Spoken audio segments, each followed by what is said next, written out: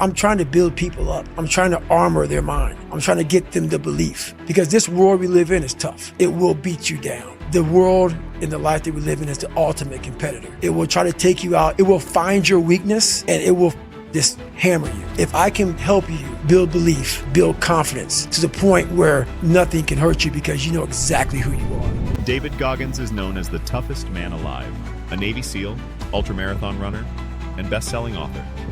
He's pushed past pain, fear, and every excuse to prove what's possible when you refuse to quit. But what really drives Goggins isn't medals or recognition, it's purpose. Not the kind of purpose that depends on races, titles, or outside goals, but the ultimate purpose, yourself.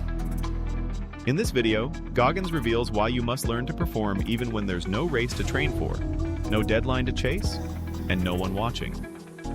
Because the real challenge in life isn't competing with others, it's competing with your own weakness. So before we dive into the full conversation, remember this. Purpose isn't something you wait for.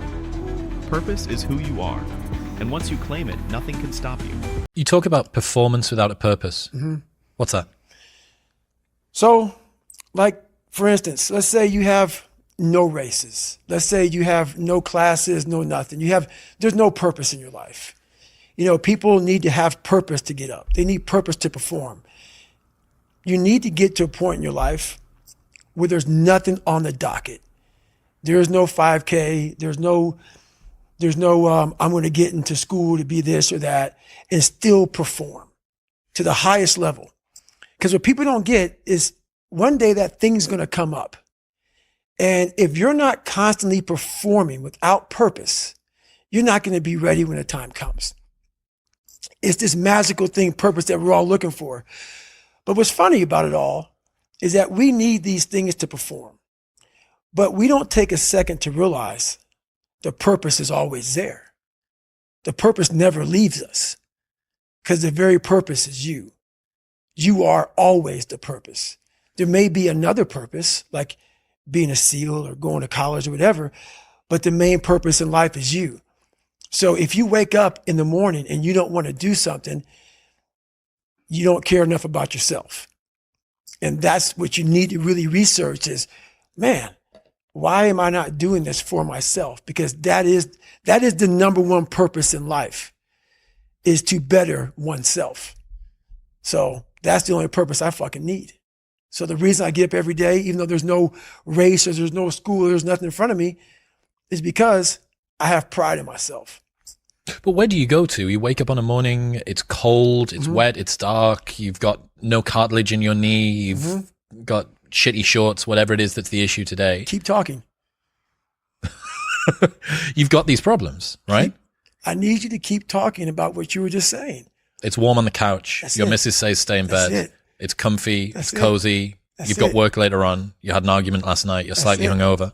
Because I know every motherfucker ain't going to do what I'm going to do. So this is how you level up. That's how you level up. I know there's a whole bunch of people with that right there. That fires me up. That makes me fucking happy, what you just said. That brings joy to my life right there. Why? Because I know there's so many people that have the ability and just refuse to get off that couch. Refuse to study a few more hours. Refuse to go deeper, to go further. And that's where I gain the advantage. It's so easy to be great nowadays, my friend, because most people are weak. Most people don't want to go to that extra mile. Most people don't want to find that extra because it sucks. It's miserable. It's lonely. You talk about that you were kind of, lonely by yourself. I was the same way. And that used to hurt me growing up. Now I fucking thrive in that shit. That's the only place to be. Well, that was one of the things that is so surprising about growing up through difficulty. So loneliness is one example, right? Mm-hmm. Growing up as a lonely kid. What you realize is a lot of the things that you feared or hated or were embarrassed about as a child end up being the genesis of the things that you're most proud about as an adult. Mm-hmm. So the fact that you can work and thrive in solitude gives you the opportunity to be able to move to America and start a podcast, or decide to do Hell Week 3 times in a row, or it doesn't matter how long or dark the course is, you're just going to stay. The fact that you were forced to be vigilant and to assess people, to work out what's going on when you became an adult allows you to detect the vibe and the energy of whoever it is that you're speaking with and know that this person's someone that I want to hang with and this person's somebody that I don't. Right. All of the things. In fact, I would go as far as to say there's not one thing in my life that I see as a pure advantage that doesn't have a dark side to it that came about at some other point as well. Right. So one of the reasons that I spent so much time as a kid in my bedroom listening to audio tapes because I didn't have anyone to play with, right? Only child, a little bit sort of unpopular. Right. So I'd be in my bedroom listening to audio tapes and we go to the library every 2 weeks and we take the tapes back and we get new tapes and I bring them and listen to them again. Right. But you roll the clock forward 20 years and what's the 2023 version of an audio tape? It's a podcast. It's a podcast. That's right. A lot of the things that you love and value in yourself in adulthood are the light side of something that you were ashamed, fearful, disgusted by when you were younger. Yeah. I mean, I think that comes from overcoming. A lot of people, wonder, how did you become this? How did you become so vulnerable? How are you doing a podcast now when you were this kid? You overcame things. You fought them. And now this is what happens. This is on the other side of overcoming. You become very, very powerful when you overcome yourself. All those things you once cowered from, you were afraid of, when you face them eye to eye every day, you now become a person who has a great podcast. Let's say that there's someone listening who resonates with what you're talking about. They've been through trauma, they've been through hard times, but they keep breaking promises to themselves and they're struggling to get off the couch and they're having a pity party. How can they stop feeling sorry for themselves?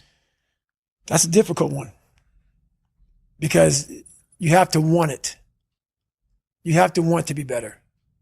And it starts off with, you have to have pride in yourself. You have to have pride in yourself. You have to have, there's something about you, whether it's your last name, whether it's just the smallest thing, you have to be proud of yourself. And if you have no pride in yourself, I can't give it to you. Because you're always going to compromise. You're always going to fold. Always. I'm very proud of myself. That's why when people said, no way you can do better than Can't Hurt Me. Roger that. We'll fucking see. It's that pride that wakes you up. Now I'm not talking about bad pride. The attention to detail for the human being I want to do. I call this thing, like, I want to be the standard. I want to be that guy. Like, every place I went in the military, there was this ethos about how this place is, how we're going to live, how we're going to represent ourselves. And I walked around and I saw that most people didn't live up to that ethos. Like, if you go to whatever company, they had this mission statement on how we want to run our company. I made one for myself on how I want to be. And that is why, if people can make up a mission statement, an ethos in which they want to live by, and every morning you wake up, you hold yourself accountable to that mission, not a company's, your own. Make up your own mission statement. What do you want to be in life? And once you do that, now you can work with somebody to get better. You can work with yourself to get better. But until you know what you want to stand for, you will always just be sitting down. You'll never stand for anything. What's that quote? If you don't stand for something, you'll fall for everything. That's it. It's a true statement. In the book, you talk about Roger that, there being two types of Roger that. I absolutely adore the second type. Received, orders given, expect results. That's it. So cool. Above and beyond, more than was expected. That's right. To the letter. That's Roger that. That is, for me, what Roger that means. Received, orders given. Yep. Expect results. Expect results. That's right. So fucking dope. That is it. That is it. And when you hear that from somebody who gets it, you know it because you can look in their eyes. You feel that energy, man. It connects immediately. They're out here to get a job done. Roger that.